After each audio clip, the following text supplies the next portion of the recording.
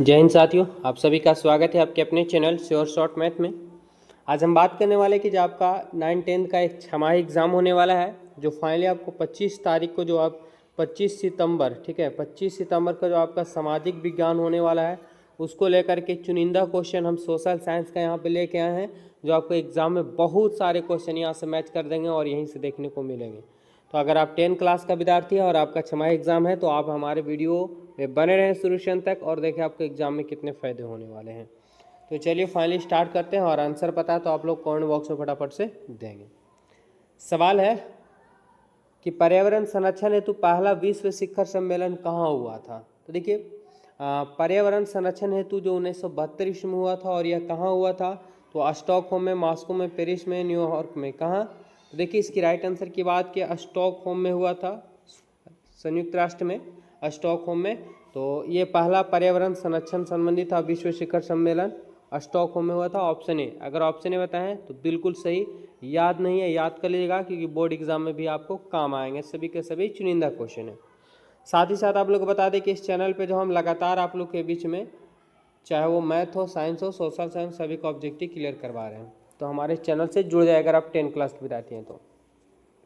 1992 ईस्वी में पृथ्वी सम्मेलन कहाँ हुआ था। देखिए 1992 ईस्वी में जो पृथ्वी सम्मेलन हुआ था वो कहाँ हुआ था, तो ये हुआ था रियो डी जेनेरियो में, याद रखेंगे, संयुक्त राष्ट्र में भी पड़ता है, रियो डी जेनेरियो में हुआ था पृथ्वी सम्मेलन, ठीक है। ऑप्शन की बात करें, ऑप्शन यहाँ पे डी राइट आंसर हो जाएंगे।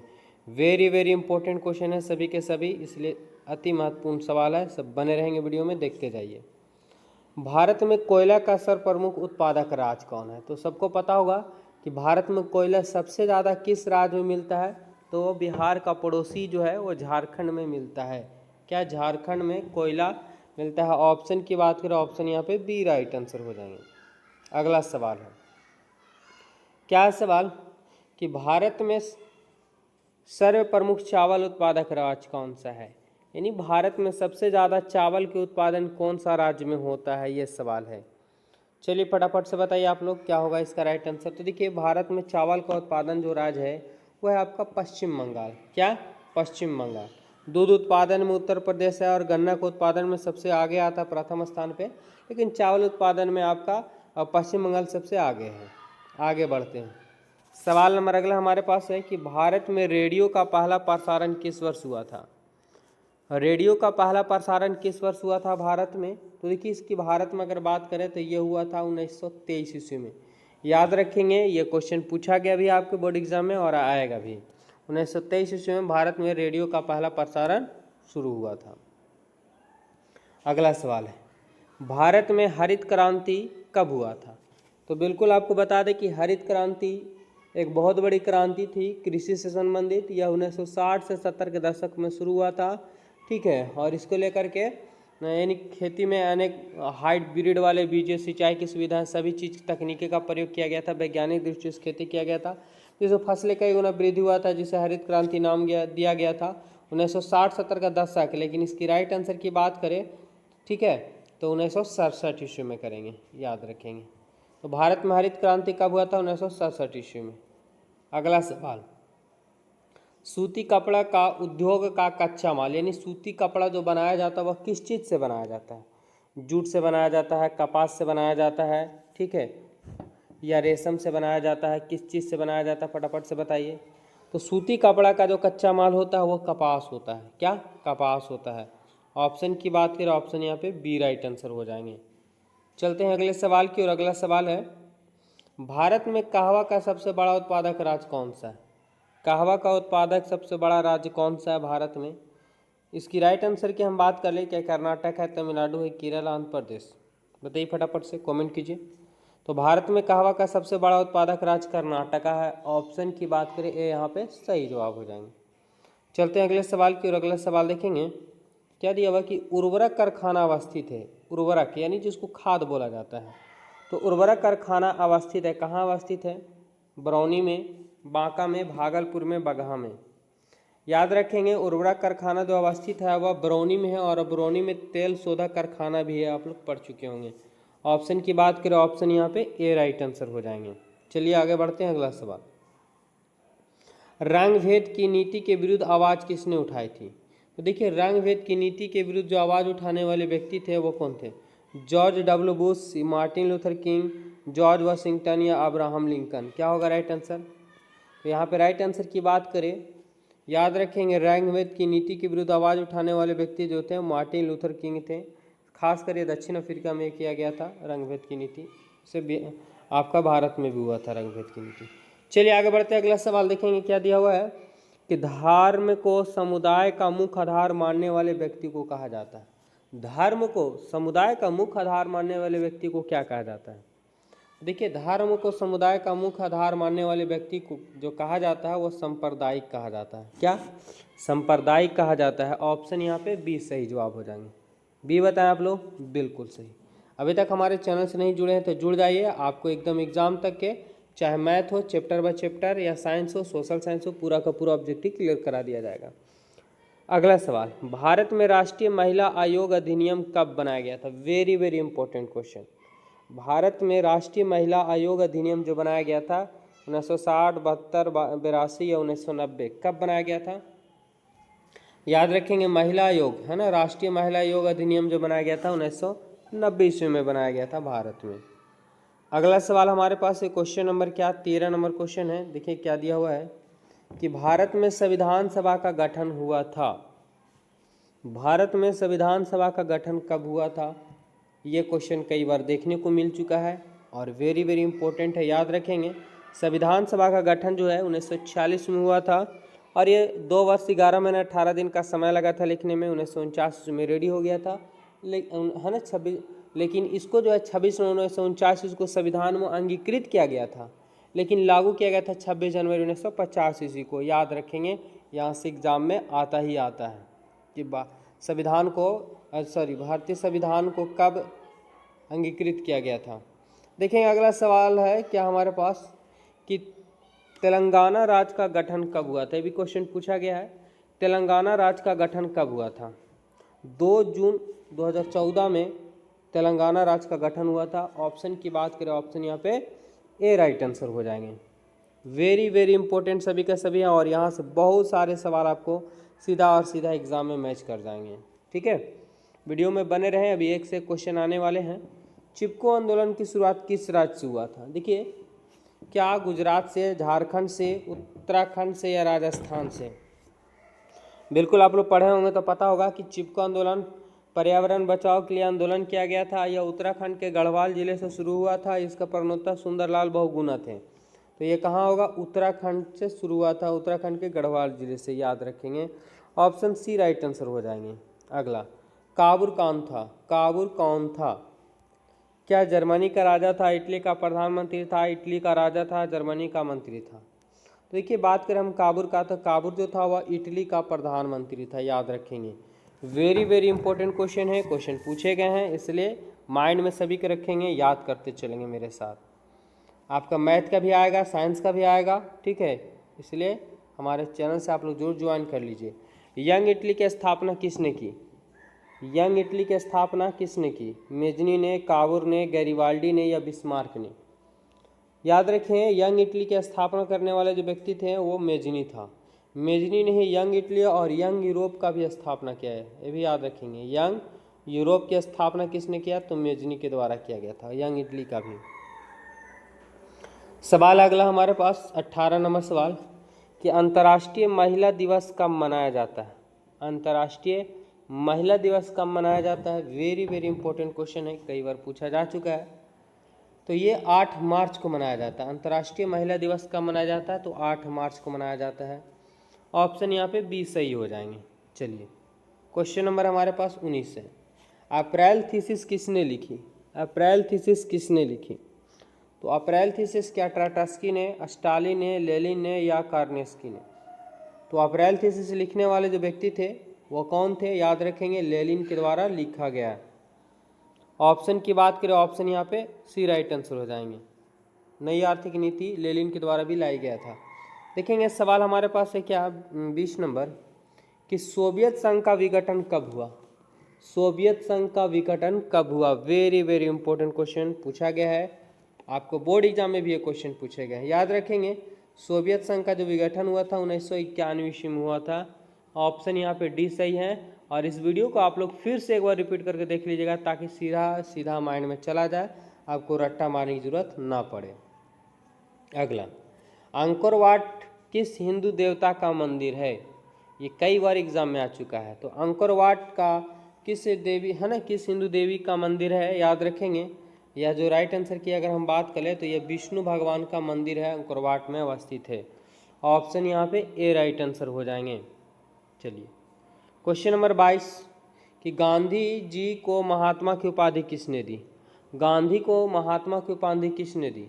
देखिए राइट आंसर की बात करें, क्या रविंद्रनाथ टैगोर, एनी बेसेंट, गोपाल कृष्ण गोखले, अब्दुल परकाम आज़ाद? याद रखेंगे महात्मा की उपाधि देने वाले जो व्यक्ति थे वो रविंद्रनाथ टैगोर थे। ऑप्शन यहाँ पे क्या होगा? तो ऑप्शन ए राइट आंसर हो जाएंगे। चलिए आप लोग बताएंगे कि राष्ट्रगान का रचयिता कौन है, आप लोग कमेंट करके बताइएगा।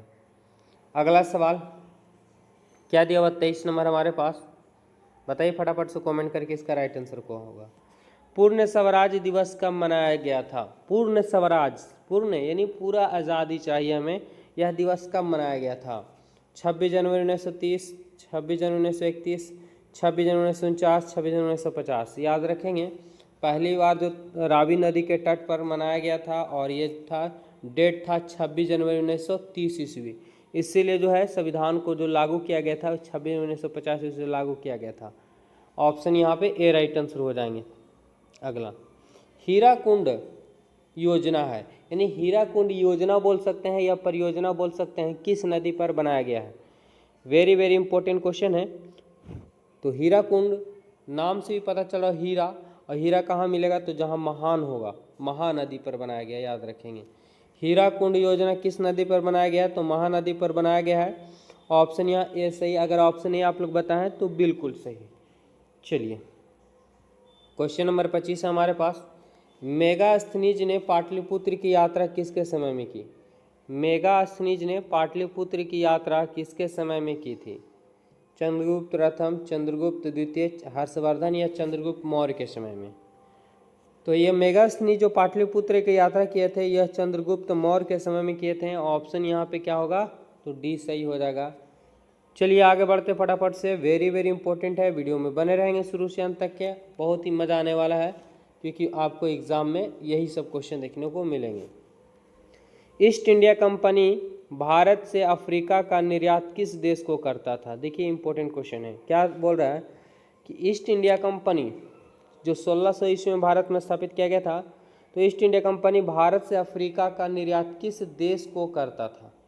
किस देश को करता था? याद रखेंगे चीन को करता था। ऑप्शन यहाँ पे बी सही हो जाएंगे। 27 नंबर सवाल, ऑल इंडिया मुस्लिम लीग की स्थापना किस वर्ष हुई थी? तो ऑल इंडिया मुस्लिम लीग की स्थापना कब हुआ था? याद रखेंगे 1906 ईस्वी में किया गया था ऑल इंडिया मुस्लिम लीग की स्थापना। ऑप्शन यहाँ पे सी सही जवाब। अगर ऑप्शन सी आप लोग सोच रहे बता रहे हैं तो बिल्कुल सही। वीडियो को अभी तक लाइक नहीं किया आप लोग लाइक कर दीजिए, कमेंट कीजिए फटाफट से, तभी तो मज़ा आने वाला है। निम्नलिखित में कौन नवीकरणीय संसाधन है? तो सबसे पहले आपको ये जानना होगा कि नवीकरणीय जिसे पुनः प्राप्त किया जा सकता है, क्या पेट्रोल है? तो पेट्रोल को जल्दी प्राप्त नहीं किया जा सकता, कोयला को जल्दी, क्योंकि लाखों वर्ष लग जाते हैं। जल हर वर्ष जल चक्र होता है, बादल लगते हैं, पानी होता है, फिर आता है धरती पे, फिर वाष्प बन के ऊपर जाता है, फिर पानी होता है, यानी पुनः प्राप्त किया जा सकता है, इसलिए नवीकरणीय संसाधन के रूप में जल आता है। ऑप्शन यहाँ पे सी राइट आंसर हो जाएंगे। क्वेश्चन नंबर 29, जामनगर तेल शोधा कारखाना किस राज्य में स्थित है? क्या सवाल है कि जामनगर तेल शोधा कारखाना किस राज्य में अवस्थित है? देखिए जामनगर जो अगर आप लोगों को पता होगा कि जामनगर जो कहाँ अवस्थित है, ये गुजरात में अवस्थित है, और यहीं तेल शोधा कारखाना भी स्थापित है। ऑप्शन ए सही जवाब हो जाएंगे। चलिए अगला सवाल है कि तारापुर परमाणु केंद्र है, परमाणु केंद्र कहाँ अवस्थित है तारापुर का? तो जानते होंगे कि तारापुर कहाँ अवस्थित है, तो तारापुर जो है वो महाराष्ट्र में है। ऑप्शन बी, अगर ऑप्शन बी आप लोग सोच रहे हैं या बताएं हैं तो बिल्कुल सही बताएं हैं, तारापुर परमाणु केंद्र जो अवस्थित है वो महाराष्ट्र में अवस्थित है। 31 नंबर सवाल क्या बोल रहा है कि लोकतंत्र, देखेंगे क्या दिया हुआ हमारे पास कि लोकतंत्र का प्राण किसे कहा जाता है? लोकतंत्र का प्राण, तो देखिए लोकतंत्र का प्राण राजनीतिक दल को, सामाजिक दल को, धार्मिक दल को, नागरिक संगठन को। तो लोकतंत्र का जो प्राण कहा जाता है वो राजनीतिक दल को कहा जाता है। किसे? राजनीतिक दल को ही लोकतंत्र का प्राण कहा जाता है। ऑप्शन की बात करें, ये सही जवाब हो जाएंगे। अगला सवाल, निम्नलिखित में से कौन एक राष्ट्रीय दल है? राष्ट्रीय दल है यानी कहीं भी चुनाव लड़ सकती है। क्या जनता दल है, डीएमके है, या भारतीय जनता पार्टी, लोक जनशक्ति पार्टी? याद रखेंगे, राष्ट्रीय दल की बात है। राष्ट्रीय दल जो है वो भारतीय जनता पार्टी है। ऑप्शन सी यहाँ पे सही जवाब हो जाएंगे। क्वेश्चन नंबर 33 पहुंच चुके हैं, देखते जाएं। भारत में लोकतंत्र की क्या चुनौती है? क्या जातिवाद है, आतंकवाद है, परिवारवाद है, इनमें से सभी? तो ऑप्शन से भी आपको पता चल रहा होगा कि लोकतंत्र की चुनौती सब है। जातिवाद बिहार में देख ही रहोगे कितना है, चरम सीमा पे। आतंकवाद है ही, परिवारवाद है ही, इनमें से सभी। तो लोकतंत्र की चुनौती इनमें से सभी। ऑप्शन की बात करें, ऑप्शन डी। 34 नंबर सवाल है कि इनमें से किसकी शुरुआत जर्मनी में हुई थी? देखिए, जर्मनी में शुरुआत किसका हुआ था? नक्सलवाद का हुआ है, माओवाद का हुआ, नाजीवाद का हुआ, फांसीवाद का हुआ है। तो जर्मनी की अगर बात करें कि जर्मनी में जो शुरुआत हुआ है वह किसका हुआ है, बताइए फटाफट से, याद रखेंगे। नाजीवाद का शुरुआत हुआ है जर्मनी में। Option C. अगला सवाल, निम्नलिखित में से कौन एकदम लोकतांत्रिक सुधार का सूचक है? एकदम लोकतांत्रिक सुधार का सूचक है, क्या होगा? शिक्षा है, पंचायती राज है, सामाजिक असमानता, इनमें से कोई नहीं। याद रखें, यहाँ पे राइट आंसर की बात करें तो ऑप्शन डी हो जाएगा। सवाल क्या है समझेंगे कि कौन एकदम लोकतांत्रिक सुधार का सूचक है। लोकतांत्रिक सुधार का सूचक है क्या है? तो स्वतंत्र, याद रखेंगे, स्वतंत्र और निष्पक्ष, है ना, निष्पक्ष चुनाव लोकतंत्र का एकदम सूचक सुधार है, स्वतंत्र और निष्पक्ष चुनाव। अगला, भारत में प्रथम पंचवर्षीय योजना की शुरुआत कब हुई थी? देखिए, बलवंत राय मेहता की अध्यक्षता में कमेटी बनाया गया था और जो पंचायती राज के रूप में जाना जाता है, और यह कब हुआ, कहाँ हुआ था? 1951 ईस्वी में हुआ था। ऑप्शन की बात करें, ऑप्शन बी राइट आंसर हो जाएगा। पंचवर्षीय योजना की शुरुआत 1951 ईस्वी में किया गया था, राजस्थान से शुरू हुआ था, याद रखेंगे। वेरी वेरी इंपॉर्टेंट क्वेश्चन है चला। 37 नंबर सवाल, आधुनिक युग की प्रगति का श्रेय मुद्रा को ही है। श्रेय यानी आधुनिक युग की जो उपलब्धि है या प्रगति है, सबसे ज़्यादा मुद्रा का ही योगदान होता है। वह किस मुद्रा को है ना, मुद्रा को ही है। यह कहने वाले व्यक्ति कौन थे? आधुनिक युग में मुद्रा से ही विकास हो रहा है, तो यह मुद्रा कहने वाले व्यक्ति कौन थे? टेस्टॉक, मार्शल या क्रॉथर, या इनमें से कोई नहीं। नाम भी बड़ा अजीब अजीब है, याद रखेंगे। मार्शल, आधुनिक युग में प्रगति का श्रेय मुद्रा को ही है, यह कहने वाले व्यक्ति थे मार्शल। ऑप्शन बी हो जाएंगे। बांग्लादेश की मुद्रा क्या है? ये सबको पता होगा कि बांग्लादेश की मुद्रा क्या है। तो बांग्लादेश की मुद्रा को टका कहा जाता है, याद रखेंगे। भारत का है रुपया है, अमेरिका का डॉलर है। अगला, भारत में सहकारिता आंदोलन का प्रारंभ हुआ था। भारत में क्या है? सहकारिता आंदोलन का प्रारंभ हुआ था। कब हुआ था? 39 नंबर सवाल का आंसर बताना। याद रखेंगे, भारत में सहकारिता आंदोलन का जो शुरुआत हुआ था 1904 ईस्वी में हुआ था। जो ऑप्शन यहाँ पे सी है, याद कर लीजिएगा, अति महत्वपूर्ण है एग्जाम को लेकर के, सभी के सभी। निम्नलिखित में कौन प्लास्टिक मुद्रा के रूप में प्रचलित है? प्लास्टिक मुद्रा के रूप में प्रचलित है। क्या चेक है? तो चेक नहीं, प्लास्टिक मुद्रा नहीं है, कागज का रहता है। ड्राफ्ट है, कागजी नोट है, या एटीएम कार्ड है? तो आप बिल्कुल यहाँ पे देख रहे हो कि प्लास्टिक मुद्रा के रूप में, तो प्लास्टिक मुद्रा क्या है? एटीएम कार्ड जो है वह एक प्रकार की प्लास्टिक मुद्रा है। ऑप्शन की बात करें, ऑप्शन यहाँ पे डी राइट आंसर हो जाएंगे। 41 नंबर सवाल, इनमें कौन पूर्णतः सरकारी सेवा? पूर्णतः मतलब पूरी तरीका से सरकारी सेवा है। स्वास्थ्य है, शिक्षा है, सैन्य है, वायु सेवा है। तो देखिए, वह सैन्य सेवा जो है वो केवल और केवल सरकारी सेवा है, इसमें कोई भी बाहरी नहीं जा सकता है। सैन्य सेवा पूर्ण रूप से क्या है? सरकारी सेवा है। अगला, रंगभेद के खिलाफ मंडेला ने आंदोलन चलाया था। इसके पहले भी क्वेश्चन आ चुका था। तो रंगभेद के खिलाफ मंडेला ने आंदोलन चलाया था। कहाँ आंदोलन चलाया था? मैक्सिको ने, दक्षिण अफ्रीका में, बोल्विया में, या युगोस्लाविया में? देखिए, इसका राइट आंसर हम पहले ही बता चुके हैं। अगर आप लोग हैं तो बताइए फटाफट से। 42 नंबर सवाल का आंसर यह हुआ था, दक्षिण अफ्रीका में रंगभेद की नीति के खिलाफ आंदोलन चलाया गया था मंडेला के द्वारा। क्वेश्चन नंबर है हमारे पास 43, सुनामी। सुनामी हमेशा समुद्र में आते, महासागरों में। तो देखिए दिया हुआ कि सुनामी शब्द किस भाषा से लिया गया है। ये सुनामी शब्द जो लिया गया है वो जापानी भाषा से लिया गया है। ऑप्शन यहाँ पे डी सही जवाब हो जाएंगे। अगला क्वेश्चन, निम्नलिखित में कौन भूकंप का सर्वाधिक संवेदनशील नगर है। सवाल है कि निम्नलिखित में कौन भूकंप का सर्वाधिक संवेदनशील नगर है, यानी जहाँ पे भूकंप ज़्यादा देखने को मिलता है संवेदनशील। याद रखें इस राइट आंसर की बात करिए, देहरादून जो है और संवेदनशील नगर के रूप में जाना जाता है। ऑप्शन यहाँ पे ए सही जवाब। 45 नंबर सवाल, मेजनी का संबंध किस संगठन से है। मेजनी का संबंध जो है वो किस संगठन से है। लाल सेना से, कार्बोनारी से, फिलिप हेतेरिया से या डायट से। याद रखें इसके राइट आंसर की बात करें तो मेजनी का संबंध जो है वो कार्बोनारी संगठन से है। ऑप्शन यहाँ पे क्या हो जाएंगे, ऑप्शन बी राइट आंसर है। मेजनी के द्वारा ही यंग इटली और यंग ग्रुप की स्थापना किया गया था। अगला, पंचायत का चुनाव कौन करवाता है। देखिए पंचायत का जो चुनाव होता है कौन करवाता है।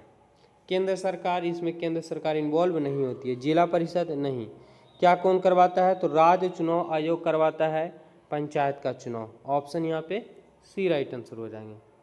क्वेश्चन नंबर 47 है, कुशेश्वर स्थान किस जिला में अवस्थित है। देखिए कुशेश्वर स्थान बहुत ही प्रचलित है और यह बिहार में अवस्थित है, लेकिन बिहार में किस जगह पे अवस्थित है। वेरी वेरी इंपॉर्टेंट क्वेश्चन पूछा गया है, याद रखेंगे। कुशेश्वर स्थान जो है वो आपको बिहार के दरभंगा जिला में अवस्थित, दरभंगा में अवस्थित है। 48 नंबर सवाल है कि अविभाजित बिहार, यानी जब बिहार का बंटवारा नहीं हुआ था, अविभाजित बिहार में निम्नलिखित में कौन एकमात्र नियोजित नगर था। नियोजित यानी जिसे बसाया गया था, क्या होगा तो देखिए बिहार में जो नियोजित नगर था वो था जमशेदपुर। याद रखेंगे ये क्वेश्चन पूछा गया है आपका। ऑप्शन यहाँ पे सी राइट आंसर हो जाएंगे। पटना हवाई अड्डे का नाम, बिल्कुल हवाई अड्डा का नाम क्या है, पटना हवाई अड्डे का नाम बताइए फटाफट से। Very very important question. तो पटना हवाई अड्डे का नाम है जयप्रकाश अंतर्राष्ट्रीय हवाई अड्डा। जयप्रकाश अंतर्राष्ट्रीय हवाई अड्डा, ऑप्शन यहाँ ए सही हो जाएंगे।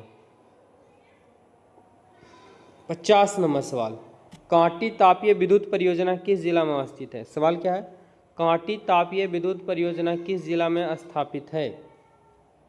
देखिए कांटी तापीय विद्युत परियोजना जो अवस्थित है ये अवस्थित है मुजफ्फरपुर में। क्या, मुजफ्फरपुर में।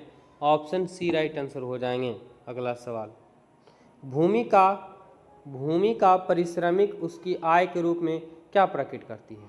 भूमि का परिश्रमिक यानी उसकी मजदूरी उसकी आय के रूप में क्या प्रकट करती है। मजदूरी, लगान, ब्याज या वेतन। 51वां सवाल का आंसर क्या करता है तो ये करता है प्रकट के रूप में जो करता है वो लगान करता है। ऑप्शन की बात करें ऑप्शन बी हो जाएंगे। 52 नंबर सवाल देखें क्या दिया हुआ है कि भारत का राष्ट्रीय आय का सर्वप्रमुख अनुमान लगाया था, यानी भारत की राष्ट्रीय आय का अनुमान लगाने वाले पहले व्यक्ति कौन थे। याद रखेंगे वेरी वेरी इंपॉर्टेंट क्वेश्चन है और इसका राइट आंसर हो जाएगा दादा भाई नौरोजी। ऑप्शन डी यहाँ पे करेक्ट आंसर। निम्नलिखित में कौन मुद्रा का कार्य नहीं है। देखिए मुद्रा का कार्य विनिमय का माध्यम, बिल्कुल। आज हम लोग किसी दुकान में अगर कोई सामान खरीदते हैं उसके बदले हम लोग क्या देते हैं, पैसा दे देते हैं, वो हमें सामान दे देता है। तो ये विनिमय यानी लेन देन की वस्तु है मुद्रा। मूल्य का मापन, बिल्कुल हम पैसा को गिनते भी है, उसका मापाकरण करते हैं। मूल्य का संचय, बिल्कुल आप जमा भी कर सकते हैं, सेविंग भी कर सकते हैं, लेकिन आप मुद्रा का उत्पादन नहीं कर सकते हैं। सवाल यहाँ पे है कि मुद्रा का कार्य नहीं है, यानी आप मुद्रा छाप नहीं सकते हैं, अनलीगल है। इस पर अगर करते हैं तो आपके ऊपर कार्रवाई होगी। सवाल है 54 नंबर कि अंतर्राष्ट्रीय व्यापार संबंधित नियमों को निर्धारण करने वाली संस्था कौन सी है। कौन सा बाजार, तो अंतर्राष्ट्रीय इंटरनेशनल मार्केट को नियंत्रण करने वाली संस्था कौन सी है। याद रखेंगे यह संस्था जो है विश्व बैंक है। ऑप्शन ए राइट आंसर हो जाएंगे। मरुस्थलीय मुद्रा का विस्तार निम्न में से कहाँ है। तो देखिए सबसे आपको पता होगा कि मरुस्थल का विस्तार कहाँ पे है, तो याद रखेंगे यह जो है राजस्थान में मरुस्थल ज़्यादा देखने को मिलता है। ऑप्शन बी 56 नंबर सवाल का आंसर। पार्ले समूह के थम्स अप ब्रांड, पार्ले समूह बिल्कुल बड़ा कंपनी है, पार्ले का पार्ले जी बिस्कुट जरूर खाए होंगे। पार्ले समूह के थम्स अप ब्रांड हो गया, ब्रांड को किस बहुराष्ट्रीय कंपनी ने खरीद लिया। कौन खरीद लिया है, याद रखें कोको कोला कंपनी जो है वो खरीद लिया है थम्स अप ब्रांड को। पश्चिम बंगाल की शोक किस नदी को कहा जाता है। देखिए बिहार का शोक कोसी नदी को कहा जाता है, लेकिन यहाँ सवाल है कि पश्चिम बंगाल का शोक किस नदी को कहा जाता है, तो ये कहा जाता है दामोदर नदी को। याद रखेंगे, पश्चिम बंगाल का शोक दामोदर नदी को कहा जाता है। ऑप्शन बी हो जाएंगे सही जवाब। बने रहेंगे वीडियो में, पूरा का पूरा देख लीजिए, आपको सोशल साइंस का बहुत सारे सवाल यहाँ से कैच कर जाएंगे, यानी मैच कर जाएंगे। हुआ हुआ आंदोलन किस प्रकृति का था, तो हुआ हुआ आंदोलन एक प्रकार की जो आंदोलन था वो धार्मिक आंदोलन था या आदिवासी लोग का आंदोलन था, झारखंड से संबंधित था। ठीक है, ऑप्शन की बी हो जाएंगे यहाँ पे सही जवाब। भारत में खिलाफत आंदोलन का शुरुआत कब हुआ था, खिलाफत आंदोलन का जो शुरुआत हुआ था भारत में वह 1920 से 22 तक चला था। 20 में शुरू हुआ था, 22 में समाप्त हुआ था। ठीक है, याद रखेंगे। तो यहाँ पे है कि शुरुआत हुआ था, तो शुरुआत आपको 1920 ईस्वी में हुआ था, समाप्त 1922 ईस्वी में। 1917 ईस्वी में भारत में पहला जूट मिल किस शहर में स्थापित किया गया था। कब है कि 1917 ईस्वी में भारत में पहला जूट मिल जो स्थापित किया गया था, याद रखेंगे, कोलकाता में स्थापित किया गया था। ऑप्शन ये हो जाएगा सही जवाब। गिरिमिटिया मजदूर बिहार के किस क्षेत्र में भेजे जाते थे, तो देखिए गिरिमिटिया मजदूर जो भेजे जाते थे बिहार के किस क्षेत्र से, तो ये भेजे जाते थे आपके पश्चिमी क्षेत्र से। ऑप्शन की बात करें, ऑप्शन यहाँ पे बी सही जवाब हो जाएंगे। क्वेश्चन नंबर है हमारे पास 62 कि भारत में पहला छापाखाना किन लोगों ने लगाया था। ये भारत में छापाखाना जो लगाने वाले व्यक्ति थे वो पुर्तगाली थे। याद रखें, वेरी वेरी इंपॉर्टेंट क्वेश्चन है। पुर्तगालियों ने भारत में छापाखाना यानी जो कहने का मतलब कि जो पेपर छपाई होता है, पेपर बनते हैं, उस छापाखाना कहलाया था। और पेपर की खोज चीन में किया गया था।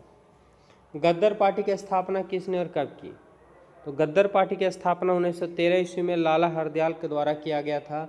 ऑप्शन की बात करें, ऑप्शन यहाँ पे सी सही जवाब हो जाएंगे। रक्त और लौह की नीति का अवलंबन किसने किया था, रक्त और लौह नीति का अवलंबन किसने किया था, किससे संबंधित है रक्त और लौह की नीति, तो देखिए रक्त और लौह की नीति जो संबंधित है वो बिस्मार्क से संबंधित है। ऑप्शन की बात करें, ऑप्शन सी। और आखिरी सवाल बचा है, अभी तक हमारे चैनल से नहीं जुड़े हैं तो जुड़ जाइए, सब्सक्राइब कर लीजिए। आपका मैथ, साइंस, सोशल साइंस पूरा का पूरा कंप्लीट कराया जाएगा। ठीक है, मेरा वादा है। आपको एग्जाम के लिए घबराने की जरूरत नहीं, ऑब्जेक्टिव पूरा का पूरा क्लियर होगा चैप्टर बाय चैप्टर, इसलिए हमारे चैनल से आप लोग जरूर जुड़िए।